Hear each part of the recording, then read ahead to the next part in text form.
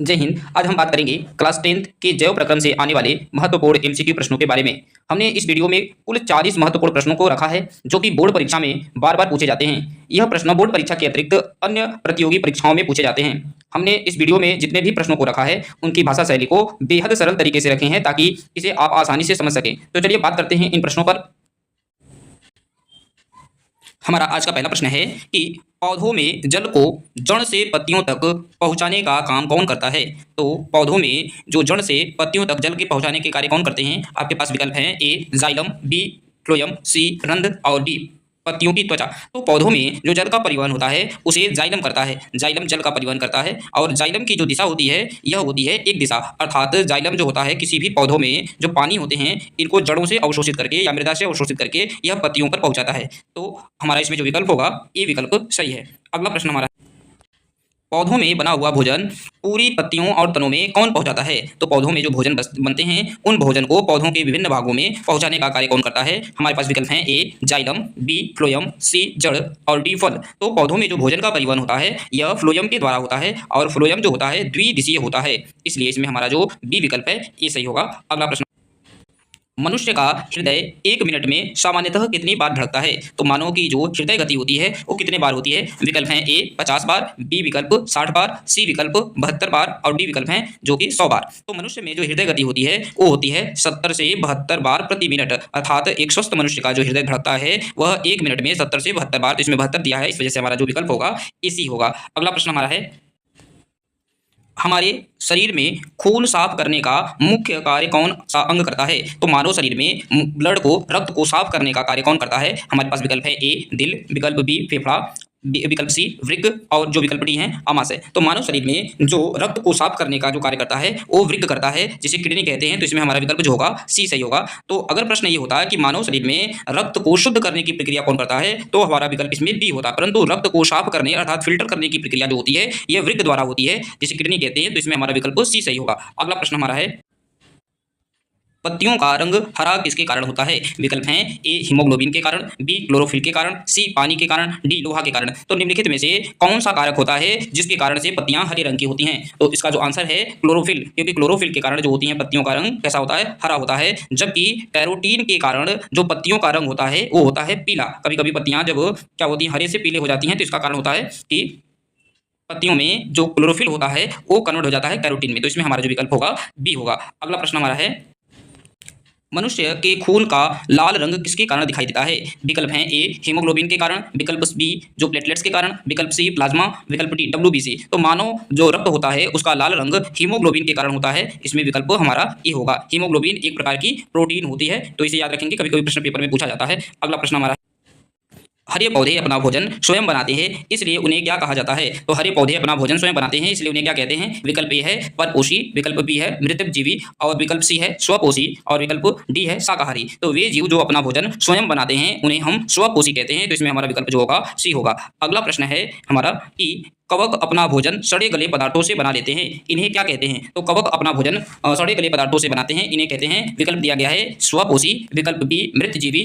विकल्प सी परजीवी और विकल्प डी शाकाहारी। तो वे जीव जो अपना भोजन सड़े गले पदार्थों से बनाते हैं उन्हें हम मृतजीवी कहते हैं। तो इसमें जो हमारा विकल्प होगा ये बी विकल्प होगा। अगला प्रश्न, प्रकाश संश्लेषण के लिए पौधों को सूर्य के प्रकाश के अलावा और क्या चाहिए होता है। विकल्प हैं ए कार्बन डाइऑक्साइड और जल, विकल्प बी ऑक्सीजन, विकल्प सी नाइट्रोजन और विकल्प डी सोना और चांदी। तो ये विकल्प तो हो नहीं सकता। अगला है, तो ऑक्सीजन तो प्रकाश संश्लेषण क्रिया में जो होती है वो उत्सर्जित होती है, तो ये विकल्प नहीं होता है। और जो नाइट्रोजन की भी आवश्यकता नहीं होती, तो हमारा जो विकल्प ए है ये सही होगा कि क्लोरोफिल के साथ साथ या प्रकाश सूर्य के प्रकाश के अतिरिक्त हमें कार्बन डाइऑक्साइड और जल की आवश्यकता होती है। विकल्प ए हमारा सही।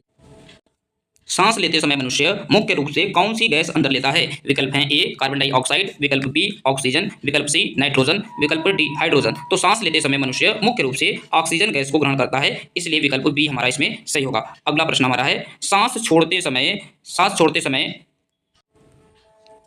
हमारे मुख या नाक से मुख्य रूप से कौन सी गैस बाहर निकलती है। तो विकल्प हैं ए ऑक्सीजन, विकल्प बी नाइट्रोजन, विकल्प सी कार्बन डाइऑक्साइड और विकल्प डी है हीलियम। तो जब हम सांस छोड़ते हैं तो मुख या नाक से हमारे कार्बन डाइऑक्साइड जो होती है इसका उत्सर्जन होता है, तो विकल्प हमारा सी सही होगा।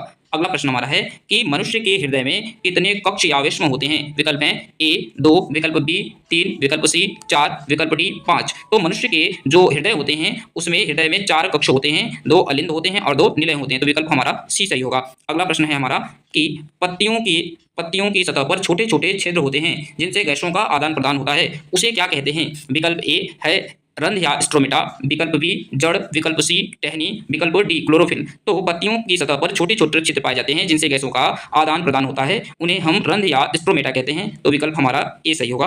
अगला प्रश्न हमारा है मनुष्य में भोजन का पाचन मुख्य रूप से कहाँ से शुरू होता है? तो मनुष्य में जो पाचन की क्रिया होती है वो कहाँ से शुरू होती है? विकल्प हैं ए आमाशय या पेट से, बी मुख गुहा से, सी विकल्प है छोटी आंत से, डी विकल्प है बड़ी आंत से। तो मनुष्य में जो भोजन की पाचन की क्रिया होती है वो मुंह से शुरू हो जाती है और मुंह में सबसे पहले कार्बोहाइड्रेट का पाचन होता है, इसलिए हमारा इसमें विकल्प बी सही है। अगला प्रश्न हमारा है कि हमारे मुंह में भोजन को गीला करने और पचाने के लिए कौन सा द्रव निकलता है? तो विकल्प हैं ए पित्तरस, विकल्प बी लार, विकल्प सी पानी, विकल्प डी अम्ल। तो भोजन को गीला और पचाने में सहायता करने वाला जो द्रव निकलता है मुख से उसे हम लार कहते हैं, लाला रस कहते हैं, सलाइवा कहते हैं। तो इसमें जो हमारा विकल्प बी होगा ये सही होगा। अगला प्रश्न है मछलियां पानी के अंदर किस अंग से सांस लेती हैं? तो विकल्प हैं ए नाक से, विकल्प बी फेफड़े से, विकल्प सी गिल्स या गलफड़ों से और विकल्प डी त्वचा से। तो मछलियां जो होती हैं ये पानी के अंदर गिल्स या क्लोम या गलफड़ों के जरिए श्वसन क्रिया करती हैं, पानी में घुली हुई ऑक्सीजन को ग्रहण करती हैं। तो हमारा विकल्प सी इसमें सही होगा। अगला प्रश्न हमारा है कि शरीर में कौन सा अंग पित्त रस बनाता है? तो विकल्प हैं ए आमाशय, विकल्प बी यकृत या लीवर, विकल्प सी जो है अग्नाशय और विकल्प डी जो है किडनी। तो जो मानव शरीर में कौन सा अंग है जो पित्त रस बनाता है? तो हमारा इसमें जो विकल्प होगा ये होगा बी मतलब यकृत से पित्त रस का निर्माण होता है और यह पित्ताशय में जाकर एकत्रित होता है। तो इसमें हमारा जो विकल्प होगा ये बी सही होगा। अगला प्रश्न है हमारा सामान्य मनुष्य का रक्तचाप या ब्लड प्रेशर कितना होता है? विकल्प हैं ए 120/80 mmHg, बी विकल्प है 100/50 mmHg और यहाँ पर है 140/100 mmHg और विकल्प डी है 90/60 mmHg। यहाँ mmHg का मतलब होता है मिलीमीटर हेक्टोग्राम। तो मनुष्य का जो ब्लड प्रेशर होता है वो 120/80 mmHg होता है। तो याद रखेंगे विकल्प ए हमारा इसमें सही है। अगला प्रश्न है हमारे शरीर में या हमारे पेट में कौन सा तेजाब है जो कीटाणुओं को मारता है? यहाँ पर तेजाब शब्द से अर्थ है अम्ल की बात है कि मानव शरीर में मानव के पेट में कौन सा अम्ल बनता है? तो विकल्प हैं ए सल्फ्यूरिक अम्ल, विकल्प बी हाइड्रोक्लोरिक अम्ल और विकल्प सी एसिटिक अम्ल और डी नींबू का रस। तो मानव शरीर के जो आमाशय में बनने वाला अम्ल होता है उसका नाम होता है HCl अर्थात हाइड्रोक्लोरिक अम्ल है। तो विकल्प हमारा बी जो सही है। अगला प्रश्न है कि रक्त को थक्का जमाने में कौन सी कोशिका मदद करती है? तो विकल्प हैं ए लाल रक्त कणिका, बी श्वेत रक्त कणिका, सी प्लेटलेट्स और डी प्लाज्मा। तो मनुष्य के रक्त को जमाने में जो प्लेटलेट्स होता है यह महत्वपूर्ण भूमिका निभाता है, इसलिए हमारा विकल्प सी सही होगा। अगला प्रश्न हमारा है कि अमरबेल दूसरे पौधों से अपना भोजन चूसता है, यह किस प्रकार का पोषण है? तो हम जानते हैं कि वे जीव या वे पौधे जो किसी दूसरे से पोषण प्राप्त करते हैं उन्हें हम परजीवी कहते हैं। तो इसमें जो आएगा हमारा विकल्प बी होगा, परजीवी पोषण प्राप्त होता है, इसमें विकल्प बी सही है। अगला प्रश्न है अमीबा अपना भोजन शरीर से किस अस्थायी भाग से पकड़ता है? अर्थात अमीबा भोजन को किस भाग से पकड़ता है? विकल्प हैं ए कूटपाद, विकल्प बी मुंह, विकल्प सी पूंछ और विकल्प डी बाल। तो अमीबा जो होता है भोजन को अपने कूटपाद के जरिए पकड़ता है, तो इसमें हमारा विकल्प ए सही होगा। अगला प्रश्न है कि भोजन को पूरी तरह से पचाने और अवशोषण शरीर के किस अंग में होता है? भोजन का पाचन और अवशोषण शरीर के किस अंग में होता है? विकल्प हैं ए बड़ी आंत में, विकल्प बी आमाशय में, विकल्प सी छोटी आंत में और विकल्प डी ग्रासनी में। तो मानव में जो पोषण की जो प्रक्रिया होती है भोजन का अंतिम पाचन छोटी आंत में होता है और यहीं पर भोजन का अवशोषण होता है, इसलिए विकल्प हमारा सी सही होगा। अगला प्रश्न है कि पौधों द्वारा अनावश्यक पानी को भाप बनाकर उड़ाने की प्रक्रिया क्या कहलाती है? जो पौधों में अनावश्यक पानी होता है उसे पौधे भाप बनाकर उड़ा देते हैं, इस प्रक्रिया को क्या कहते हैं? विकल्प हैं ए प्रकाश संश्लेषण, विकल्प बी वाष्पोत्सर्जन, विकल्प सी श्वसन और विकल्प डी अवशोषण। तो याद रखेंगे कि पौधों में अनावश्यक जो जल होते हैं उन्हें पौधों द्वारा उड़ाने की प्रक्रिया को वाष्पोत्सर्जन कहते हैं, इसमें हमारा विकल्प बी सही होगा। अगला प्रश्न हमारा है कि मनुष्य का मुख्य उत्सर्जी अंग कौन सा है? तो मनुष्य का मुख्य उत्सर्जी अंग कौन है? विकल्प हैं ए फेफड़ा, विकल्प बी त्वचा, विकल्प सी किडनी और विकल्प डी यकृत। तो मानव का जो मुख्य उत्सर्जी अंग होता है ये होता है वृक्क या किडनी जो रक्त को फिल्टर करती है। तो हमारा इसमें जो विकल्प होगा ये सी सही है। अगला प्रश्न है हमारा कि कोशिकाओं का पावर हाउस किसे कहते हैं, या कोशिकाओं का पावर हाउस क्या कहलाता है। विकल्प हैं ए केंद्रक, विकल्प बी माइटोकॉन्ड्रिया, विकल्प सी राइबोसोम, विकल्प डी हरित लवक। तो कोशिका के अंदर केंद्रक होता है और केंद्रक के अंदर या केंद्रक के आसपास या कोशिका में फैली हुई अनेक माइटोकॉन्ड्रिया पाई जाती हैं और माइटोकॉन्ड्रिया को ही कोशिका का पावर हाउस या विद्युत गृह कहते हैं, क्योंकि इसी के अंदर कोशिकीय शोषण होता है जिसके फलस्वरूप ग्लूकोज के टूटने से ऊर्जा का उत्पादन होता है। तो याद रखेंगे माइटोकॉन्ड्रिया इसमें विकल्प सही है। अगला प्रश्न हमारा है कि शरीर में ऊर्जा किस रूप में जमा होती है। तो शरीर में ऊर्जा किस रूप में जमा होती है। विकल्प हैं ए ग्लूकोज के रूप में, विकल्प बी एटीपी के रूप में, विकल्प सी पानी के रूप में और विकल्प डी वसा के रूप में। तो मानव शरीर में जो ऊर्जा होती है वह एटीपी के रूप में संचित होती है। तो एटीपी का जो फुल फॉर्म होता है एडिनोसिन ट्राइफॉस्फेट, याद रखेंगे दोस्तों। तो इस वजह से हमारा इसमें विकल्प बी सही होगा। अगला प्रश्न है कि शुद्ध या साफ ऑक्सीजन वाला हृदय से पूरे शरीर में कौन सा अंग ले जाता है। प्रश्न में ये कहा गया है कि हृदय से जो शुद्ध ब्लड होता है उसको शरीर में कौन फैलाता है। तो विकल्प ए हैं धमनियां, विकल्प बी सिराएं, विकल्प सी नसें और लसिका वाहिनियां। तो याद रखेंगे कि जो हमारे शरीर में शुद्ध रक्त का जो परिवहन होता है वह धमनियों में होता है। तो धमनियां ही हमारे शरीर में शुद्ध रक्त को पूरे भागों में फैलाती हैं। तो विकल्प हमारा ए सही होगा। अगला प्रश्न हमारा है कि अशुद्ध खून बिना ऑक्सीजन वाला पूरे शरीर से वापस हृदय तक कौन लाता है। तो याद रखेंगे कि धमनियों में शुद्ध रक्त का प्रवाह होता है जबकि सिराओं में अशुद्ध रक्त को प्रवाह होता है। तो याद रखेंगे कि हमारे शरीर से जो अशुद्ध रक्त होता है इसमें जो हृदय तक लाता है वो होती है सिराएं। तो बी विकल्प हमारा इसमें सही होगा। अगला प्रश्न है कि केंचुए अपनी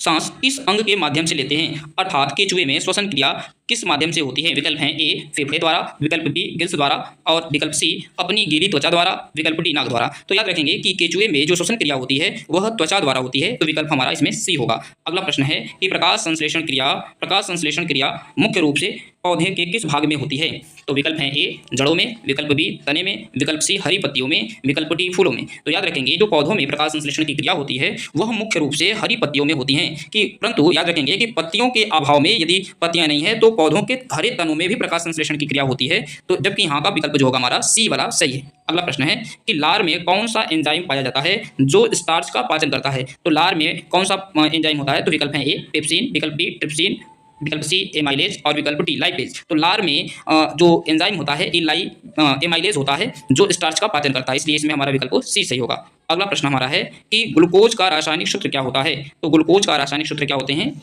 तो हमारा इसमें जो विकल्प सी सही होगा ये सी वाला, ग्लूकोज का रासायनिक सूत्र होता है C6H12O6।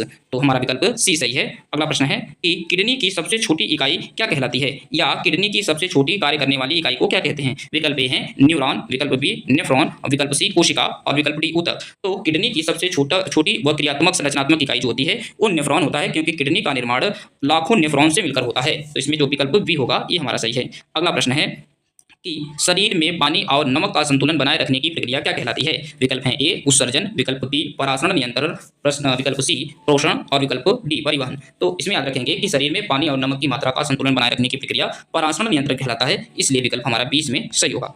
अगला प्रश्न है हमारा जब किडनी खराब हो जाती है तो मशीन से खून साफ करने की प्रक्रिया क्या कहलाती है। विकल्प हैं ए ऑपरेशन, विकल्प बी डायलिसिस, विकल्प सी एक्सरे और विकल्प डी ईसीजी। जब किसी मनुष्य की किडनी खराब हो जाती है तो मशीन के द्वारा उसके ब्लड को साफ किया जाता है और इस प्रक्रिया को हम डायलिसिस कहते हैं, या इसे हिंदी में अपवहन कहा जाता है। तो इसमें हमें विकल्प बी सही होगा। अगला प्रश्न हमारा है कि निम्नलिखित में से कौन सा एक जीव एक कोशिकीय है। विकल्प हैं ए मनुष्य, विकल्प बी आम का पेड़, विकल्प सी अमीबा और विकल्प डी कुत्ता। तो इनमें से कौन सा एक कोशिकीय जीव है। तो विकल्प हमारा सी अमीबा जो होगा एक कोशिकीय जीव होता है। तो विकल्प हमारा सी सही होगा।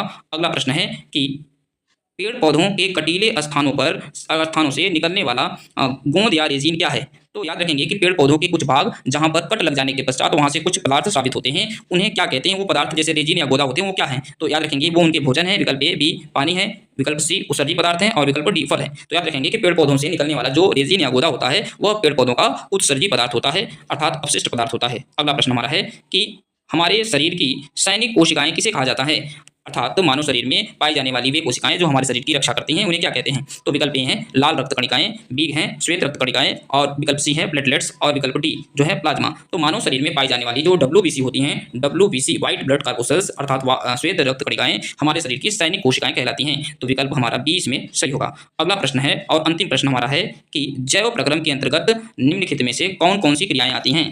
तो विकल्प हैं ए पोषण, विकल्प बी श्वसन और विकल्प सी उत्सर्जन और विकल्प डी है ए सभी। तो जैव प्रकृति के अंतर्गत ये तीनों प्रक्रियाएं आती हैं, इसलिए हमारा इसमें विकल्प डी सही होगा। ये हमारे इस वीडियो के 40 अति सरल और सबसे आसान प्रश्न रहे हैं। तो वीडियो यदि पसंद आया हो तो लाइक कीजिए, कमेंट कीजिए, और आपको जिस भी चैप्टर से एमसीक्यू प्रश्नों की आवश्यकता है आप कमेंट कीजिए, हम इस चैप्टर के एक और कठिन वाले प्रश्नों को लेकर आएंगे, एक और पार्ट इसका लेकर आएंगे।